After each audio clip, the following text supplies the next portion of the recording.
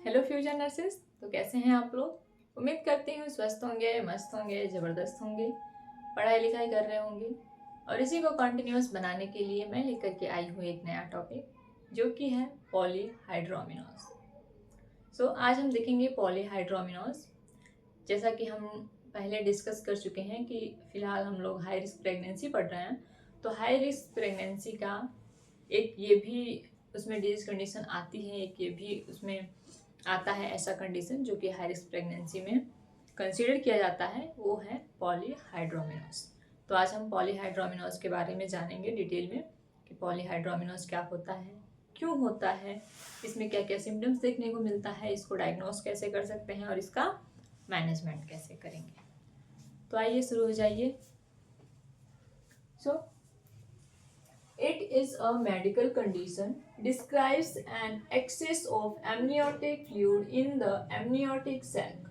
It is typically diagnosed when the amniotic fluid is more than 2000 ml at term and AFI more than 25 centimeter. इसका मतलब ये है कि जैसा हम लोग पहले जानते हैं, पढ़े हुए हैं कि जब फीटस मदर के वुम्ब में होता है, यानी कि मदर के गर्भ में है, मदर के यूट्रस में है, उस टाइम वो एक सैक में होता है जिसको कि हम बोलते हैं एमनियोटिक सैक। और उस सैक के अंदर फ्लूइड भरा होता है, ठीक है। तो उसी फ्लूइड में वो जो फीटस होता है वो क्या करता है, फ्लोटिंग करता है, उसमें घूमता है, उसमें तैरता है। तो अब वो जो फ्लूइड है वो अगर आपका 2000 से 2000 ml या फिर ऐसा बोल सकते हैं 2 लीटर से ज़्यादा हो जाता है फ्लूइड, तो उसी को हम बोलते हैं पॉलीहाइड्रोमिनोज। वैसे एमनियोटिक फ्लूइड से रिलेटेड दो कंडीशन होती हैं, पॉलीहाइड्रोमिनोज और ओलिगोहाइड्रोमिनोज। तो पॉलीहाइड्रोमिनोज में जो फ्लूइड है वो 2000 से ज़्यादा हो जाता है, और जो ओलिगोहाइड्रोमिनोज है उसमें जो फ्लूइड है वो 200 ml से कम हो जाता है। तो फिलहाल अभी हम डिस्कस कर रहे हैं पॉलीहाइड्रोमिनोज के बारे में, ठीक है। तो ये इसमें ये बोल रहा है पॉलीहाइड्रोमिनोज का मतलब कि जो एमनियोटिक सैक है, जो एमनियोटिक फ्लूइड है, वो यदि टर्म प्रेगनेंसी पे 2000 ml से ज़्यादा हो जाएगा, और जो उसका AFI है, यानी कि एमनियोटिक फ्लूइड इंडेक्स, तो वो क्या है, 25 सेंटीमीटर से ज़्यादा हो जाता है, तो इसी को हम बोलते हैं पॉलीहाइड्रोमिनोज। तो पहले देखें कि पॉलीहाइड्रोमिनोज हो क्यों रहा है। तो अगर इसका आप कॉजेज देखें तो इन कॉजेज में पहली बात तो ये एडियोपैथिक है, इसका कोई भी नोन कॉज नहीं है, तो ये अननोन है। लेकिन कुछ ऐसे कॉजेज हैं जिनकी वजह से ये होता है, या फिर हमने उसको आइडेंटिफाई किया हुआ है। तो वो कॉजेज हैं, वो सबसे पहले आता है आपका इंट्रायूटेराइन इन्फेक्शन। मतलब कि कोई भी इंट्रायूटेराइन इन्फेक्शन अगर फीटस वूम्ब में है, उस टाइम पे उसको किसी भी प्रकार का कोई इन्फेक्शन होता है, खास करके अगर टॉर्च, आप लोगों ने टॉर्च इन्फेक्शन के बारे में जाना होगा, इसको मैं अभी यहाँ पे डिटेल में नहीं जाऊँगी। अभी हमें अपना ये टॉपिक क्लियर करना है, फिर भी अगर आपको अलग से पढ़ना होगा तो आप बता सकते हैं। तो अगर किसी भी प्रकार का कोई इंट्रायूटेराइन इन्फेक्शन हो गया, RH आइसो इम्यूनाइजेशन है, तो ये सारे केसेस क्या कॉज करते हैं, पॉलीहाइड्रोमिनोज। नेक्स्ट आता है आपका मल्टीपल प्रेगनेंसी। मल्टीपल प्रेगनेंसी इसलिए बोला जाता है क्योंकि अगर मदर कई बार प्रेग्नेंट हुई है, या फिर मल्टीपल प्रेगनेंसी या फिर मल्टीपल जेस्टेशन, एक साथ अगर ट्विंस बेबी हैं, तो उस टाइम में क्या होता है, जो एमनियोटिक फ्लूइड है उसकी मात्रा बढ़ जाती है। नेक्स्ट वन है cardiac problems, diabetic mother, renal problems. इसमें आपको ये चीज हाईलाइट होके दिख रहा होगा, डायबिटिक मदर। तो डायबिटिक मदर है तो उससे पॉलीहाइड्रोमिनोज कैसे हो सकता है। तो अगर इसको आप रिलेट करें तो इसका मतलब ये है कि अगर मदर को डायबिटीज हुआ है, डायबिटिक मदर है, तो डायबिटिक मदर है तो ऑब्वियसली जो फीटस है वो भी अफेक्ट हो रहा है, और इसके वजह से जो फीटस है, फीटस में क्या आता है, पॉलीयूरिया, यानी कि फीटस बहुत ज़्यादा यूरिन पास करता है। और जैसा कि हम जानते हैं अगर फीटस एमनियोटिक सैक में रह रहा है तो उसका जो भी एक्सक्रीशन है, उसका जो भी यूरिन पास होता है वो एमनियोटिक फ्लूइड में ही होता है, तो जिसके वजह से जो एमनियोटिक फ्लूइड की मात्रा है वो बढ़ जाती है, ठीक है। तो ये सब हमारा था मैटरनल कॉज, ठीक है। मैटरनल कॉज क्या है, multiple pregnancy, cardiac problem, diabetic mother और रीनल प्रॉब्लम। क्योंकि मदर को अगर किसी प्रकार का रीनल प्रॉब्लम होगा तो ऑब्वियसली उसमें पॉलीयूरिया होगा, उसमें यूरिन पास ज़्यादा होगा या फिर उसका रीएब्जॉर्प्शन नहीं होगा, जो कि फीटस को अफेक्ट करेगा। और अगर फीटस को अफेक्ट कर रहा है तो क्या होगा, एमनियोटिक फ्लूइड की मात्रा बढ़ जाएगी। नेक्स्ट आते हैं हमारा, ये कुछ कॉज है जो कि फीटल कॉजेज हैं। तो फीटल कॉज में आता है gastrointestinal abnormalities such as oesophageal atresia and duodenal atresia. Next one है फीटल रीनल डिसऑर्डर्स। तो अब आप ये देखो कि अगर फीटस में किसी भी प्रकार का कोई गैस्ट्रोइंटेस्टाइनल प्रॉब्लम हो रहा है, जैसे कि इसोफेजियल एट्रेसिया हुआ या फिर ड्यूडिनल एट्रेसिया हुआ या फिर कोई रीनल प्रॉब्लम हुआ, तो यहाँ पे प्रॉब्लम ये आती है कि अगर उसमें ये सारी प्रॉब्लम हो रही है तो फीटस क्या होता है, अनेबल होता है एमनियोटिक फ्लूइड को सॉलो करने में। अब यहाँ पे आपके माइंड में दो चीज़ें आएंगी कि हमने तो पहले पढ़ा हुआ है या फिर पहले से जानते हैं कि फीटस अगर एमनियोटिक फ्लूइड एस्पिरेट कर लेता है तो उसको प्रॉब्लम एस्फैक्सिया वगैरह हो सकता है, या फिर उसको ब्रीदिंग प्रॉब्लम हो सकती है, न्यूमोनिया हो सकता है, बहुत सारी डिजीज कंडीशन। बट आपने सही सुना है, लेकिन अगर फीटस एमनियोटिक फ्लूइड एस्पिरेट कर रहा है उसका मतलब वो मेकोनियम एस्पिरेशन होता है। मेकोनियम होता है फीटस का फर्स्ट स्टूल, ठीक है। तो अगर फर्स्ट टाइम उसने स्टूल, जो उसका स्टूल है, जो फर्स्ट स्टूल होता है उसी को हम बोलते हैं मेकोनियम। और अगर उसने वूम में उसको मेकोनियम पास कर दिया है और वो फ्लूइड अगर वो सॉलो करता है at the time of labour, जिसके वजह से उसको बर्थ एस्फैक्सिया वगैरह होता है। लेकिन अगर जनरली आप ऐसे देखें टॉप प्रेगनेंसी पे या फिर जो भी प्रेगनेंसी का ड्यूरेशन है उस टाइम पे जो फीटस है वो एमनियोटिक फ्लूइड को कुछ मात्रा उसका जो है वो सॉलो करता है, फिर वही यूरिन क्या करता है वो एमनियोटिक सैक में पास कर देता है। तो ये जो प्रोसेस है ये चलती रहती है और ये हेल्दी प्रोसेस है, ठीक है। तो इसमें किसी प्रकार कोई इन्फेक्शन नहीं होता है और ऐसा कुछ नहीं है, बस जब मेकोनियम पास नहीं होना चाहिए। और मेकोनियम तभी पास होता है जब लेबर के टाइम में फीटल डिस्ट्रेस होता है, तो डिस्ट्रेस की वजह से जो फीटस है वो मेकोनियम पास कर देता है, उसके बाद से वो फ्लूइड उसको एस्पिरेट नहीं होना चाहिए, ठीक है। तो ये है हमारा एटियोलॉजिकल फैक्टर्स जो कि कॉज कर रहे थे पॉलीहाइड्रोमिनोस। अब अगर पॉलीहाइड्रोमिनोस हो गया है तो मदर को क्या क्या सिम्टम्स देखने को मिलेंगे। तो मदर को शॉर्टनेस ऑफ ब्रीथ हो सकता है। शॉर्टनेस ऑफ ब्रीथ क्यों होगा, क्योंकि एब्डोमिनल उसका बड़ा हो गया है, मतलब कि एब्डोमेन का जो साइज है वो ज़्यादा हो गया है, एमनियोटिक फ्लूइड ज़्यादा है। तो हमें पता है कि अगर एब्डोमेन का साइज ज़्यादा हो रहा है, एब्डोमिनल गर्थ बढ़ गया है, एमनियोटिक फ्लूइड ज़्यादा हो रहा है, तो डायफ्राम को और लंग्स को सप्रेस करेगा, और वो सप्रेस करेगा तो सप्रेस करने की वजह से शॉर्टनेस ऑफ ब्रीथ होगा। नेक्स्ट है आपका स्वेलिंग और एडिमा। एडिमा कॉज होता है क्योंकि फ्लूइड एक्यूमुलेशन ज़्यादा हो गया है। तो एडिमा जनरली आपको लोअर पोर्शन में होगा, पिटिंग एडिमा वगैरह, एंकल पे एडिमा हो सकता है, पैर पे, आपके लेग्स पे, ये सारे एडिमा देखने को मिलते हैं। नेक्स्ट आता है यूटेराइन डिस्कम्फर्ट।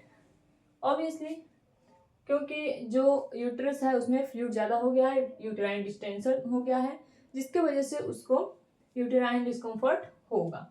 नेक्स्ट है डाइजेस्टिव इशू। मदर को डाइजेस्टिव इशू होंगे जिसमें कि उसको इंडाइजेशन वगैरह हो सकता है, ठीक है। नेक्स्ट आता है UTI, urinary tract infection. Urinary tract infection देखने को मिलेगा क्योंकि फ्लूइड एक्यूमुलेशन ज़्यादा होने की वजह से बार बार यूरिन पास करने भी जाना पड़ेगा। और यूरिन पास करने अगर मदर जाएगी तो हमें पता है कि मदर का जो एक्सपोजर एरिया होता है मेल के कंपैरिजन में ज़्यादा होता है, तो वो बार बार कंटामिनेशन के कांटेक्ट में आएगा, जिसकी वजह से यूटीआई होने के चांसेस होते हैं। पेन होगा, एब्डोमेन पेन हो सकता है, ठीक है। नेक्स्ट है डिफिकल्टी इन फाइंड FHS, मतलब कि फीटल हार्ट साउंड। तो अगर पॉलीहाइड्रोमिनोज है, फ्लूइड की मात्रा ज़्यादा हो गई है, तो जो फीटस का हार्ट साउंड है वो सुनने में प्रॉब्लम होती है, वो हमें ऑडिबल नहीं होता है। नेक्स्ट वन है फीटल माल पोजिशन।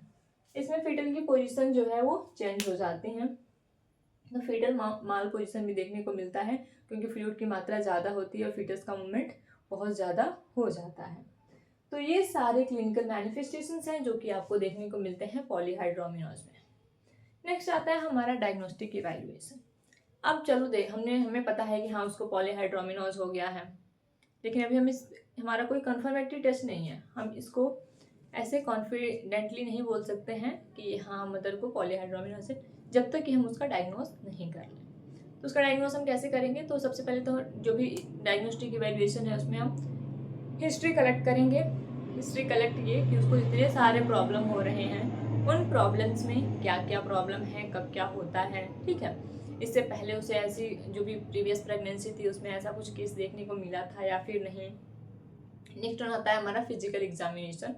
फिजिकल एग्जामिनेशन में हमने ये जितनी सारी चीज़ें देखी ये सारी चीज़ कोशिश करेंगे फाइंड आउट करने का, क्योंकि शॉर्टनेस ऑफ ब्रेथ देखेंगे, स्वेलिंग, एडिमा देखेंगे, यूट्राइन डिस्कम्फर्ट, एजिटी issue, UTI, pain, difficulty in find FHS, तो ये सारे चीज़ हम फाइंड आउट करेंगे फिजिकल एग्जामिनेशन में, ठीक है।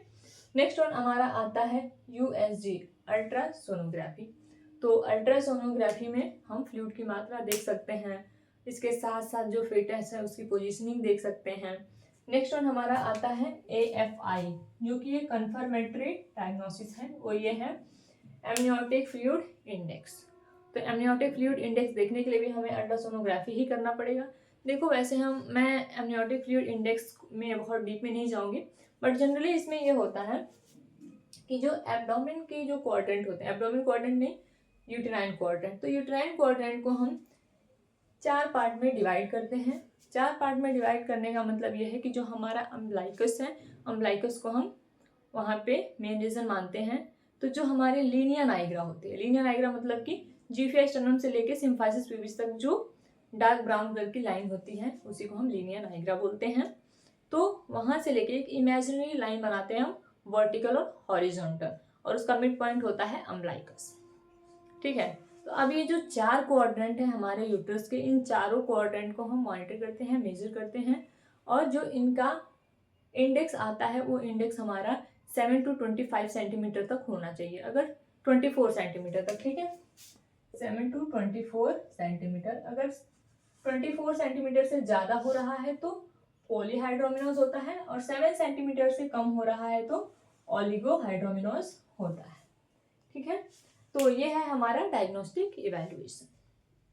नेक्स्ट आएंगे हम मैनेजमेंट पे। तो जनरली अगर एसिम्प्टोमेटिक है, मतलब कि पॉलीहाइड्रोमिनोज अगर एसिम्प्टोमेटिक है, उसमें ज़्यादा सिम्टम्स नहीं देखने को मिल रहे हैं, तो हम एक्सपेक्ट करते हैं, वेट करते हैं, ये अपने आप सबसाइड हो जाता है। लेकिन अगर ये सिम्टोमेटिक है, मतलब कि इसमें सिम्टम्स देखने को मिल रहे हैं, पेन हो रहा है, एडिमा है, स्वेलिंग है, यूट्राइन डिस्कम्फर्ट है, यूटीआई देखने को मिल रहा है, तो इन सारे सिम्टम्स को पहले हम सबसाइड करते हैं, सिम्टोमेटिक ट्रीटमेंट देते हैं, ठीक है। सिम्टोमेटिक ट्रीटमेंट के साथ हम क्या करेंगे, जो भी लीडिंग कॉज है उसको ठीक करेंगे। लीडिंग कॉज क्या है? लीडिंग कॉज यहाँ पे हमारा इन्फेक्शन था, मल्टीपल प्रेगनेंसी है, कार्डियक प्रॉब्लम है, डायबिटिक मदर है, रीनल प्रॉब्लम है, या फिर इसोफेजियल एट्रेसिया वगैरह है। तो हमारा मेन पर्पज ये होना चाहिए कि पहले जो कॉज है हम उसको ट्रीट करें। अगर कॉज को ट्रीट करेंगे तो हमारी कंडीशन ठीक हो सकती है। अगर आप मेडिकली देखें तो हम एंडोमेथासिन 25 mg दे सकते हैं। एंडोमेथासिन देने से ये होगा कि जो उसका यूरिन आउटपुट है वो कम हो जाएगा, और अगर यूरिन आउटपुट कम हो जाएगा तो जो भी इन्फेक्शन है वो सबसाइड हो जाएंगे, इन्फेक्शन कम होगा, ठीक है। नेक्स्ट हमारा आता है in some cases therapeutic amniocentesis can be done. Polyhydramnios का जो केस है वो, अगर पॉलीहाइड्रोमिनोज बहुत ज़्यादा हो गया है, मतलब कि 2000 ml हो गया है या फिर उससे ज़्यादा बढ़ गया है, हमें पता है कि अब ये ऐसे ठीक नहीं हो सकता है, हमने सारी चीज़ें अपना ली हैं, ठीक है, लीडिंग कॉज भी देख लिया हमने, सिम्टोमेटिक ट्रीटमेंट भी दे दिया। इस केस में हम क्या करते हैं, एम्नियोसेंटेसिस करते हैं, मतलब कि amniotic fluid reduction, amniotic fluid को हम बाहर निकालते हैं। जैसे कि एम्नियोसेंटेसिस में हम एमनियोटिक फ्लूइड को बाहर निकालते हैं टेस्ट करने के लिए, लेकिन अगर पॉलीहाइड्रोमिनोज में हम देखें तो उसमें हम थेराप्यूटिक एमनियोसेंटेसिस करते हैं, जिससे कि जो भी फ्लूइड है उसको हम बाहर निकाल देते हैं थ्रू एमनियोसेंटेसिस, मतलब कि जो भी सिरिंज है उसको इंसर्ट करके और हम एमनियोटिक फ्लूइड को बाहर निकाल देते हैं। इस प्रोसेस को या फिर इस प्रोसीजर को हम बोलते हैं थेराप्यूटिक एमनियोसेंटेसिस। तो ये है हमारा पॉलीहाइड्रोमिनोज। आई होप आप लोगों को समझ में आया होगा, कोई डाउट नहीं होगा। अगर डाउट हो तो आप पूछ सकते हैं। वैसे एक बार मैं टॉपिक को समराइज कर दूंगी। तो आज हमने देखा है पॉलीहाइड्रोमिनोज। पॉलीहाइड्रोमिनोज का मतलब ये है जो एमनियोटिक फ्लूइड है वो 2000 ml से ज़्यादा हो गया है, या फिर उसका एमनियोटिक फ्लूइड इंडेक्स 25 सेंटीमीटर से ज़्यादा है, तो इसको हम पॉलीहाइड्रोमिनोज बोलते हैं। पॉलीहाइड्रोमिनोज होने के बहुत सारे कॉजेज हैं। अगर कोई किसी प्रकार का कोई इंट्रायूटेराइन इन्फेक्शन है बच्चे को, या फिर मैटरनल कॉज देखें आप, तो उसमें आपको मल्टीपल प्रेगनेंसी देखने को मिल सकती है, डायबिटिक मदर देखने को मिल सकती है, कार्डियक प्रॉब्लम, रीनल प्रॉब्लम, तो ये सारी चीज़ें हो सकती हैं। अगर फीटल कॉज देखें तो फीटल कॉज में आपको गैस्ट्रोइंटेस्टाइनल प्रॉब्लम्स देखने को मिल सकते हैं, जिसमें कि आपका इसोफेजियल एट्रेसिया है, ड्यूडेनल एट्रेसिया है, ठीक है। तो ये सारी चीज़ें हैं। नेक्स्ट आपका अगर आप देखें क्लिनिकल मैनिफेस्टेशन, तो उसमें आपको पेन स्वेलिंग देखने को मिल सकता है, यूटेराइन डिस्कम्फर्ट देखने को मिल सकता है, इसके साथ साथ एडिमा देखने को मिलेगा। तो ये सारी चीज़ें हमारे क्लिनिकल मैनिफेस्टेशंस में आती हैं। डायग्नोस्टिक वैल्यूएशन के लिए आपको हिस्ट्री कलेक्शन करना पड़ेगा, फिजिकल एग्जामिनेशन करना पड़ेगा, अल्ट्रासोनोग्राफी करेंगे आप फ्लूइड की मात्रा देखने के लिए। इसके साथ साथ आपको एमनियोटिक फ्लूइड इंडेक्स भी देखना होगा। मैनेजमेंट के तौर पे आप सिम्टोमेटिक ट्रीटमेंट देंगे। अगर एसिम्टोमेटिक है तो हम थोड़ा वेट करते हैं, वो ठीक हो जाता है। इसके साथ साथ एंडोमेथासिन आप देंगे 25 mg, ताकि जो फ्लूइड यानी कि जो भी यूरिन आउटपुट है वो थोड़ा सा कम हो जाए। इसके साथ साथ आप जो भी लीडिंग कॉज हैं उनको ट्रीट करने की कोशिश करते हैं, और कई बार पॉलीहाइड्रोमिनोज के केस में हम थेराप्यूटिक एमनियोसेंटेसिस भी करके फ्लूइड को बाहर निकालते हैं। तो आज के लिए बस इतना ही। All the very best, thank you.